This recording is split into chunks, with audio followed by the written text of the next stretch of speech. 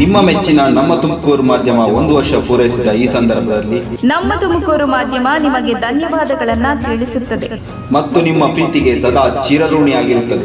ನೀವು ನಮ್ಮ ಮೇಲೆ ಇಟ್ಟ ನಂಬಿಕೆಯನ್ನು ಉಳಿಸುವ ಪ್ರಾಮಾಣಿಕ ಪ್ರಯತ್ನವನ್ನ ನಮ್ಮ ತಂಡ ಖಂಡಿತವಾಗಿಯೂ ಮಾಡುತ್ತದೆ. ಗೆಲುವಿನ ಹಾದಿಯಲ್ಲಿ ಸದಾ ನಮ್ಮ ಜೊತೆಯಾಗಿರಿ.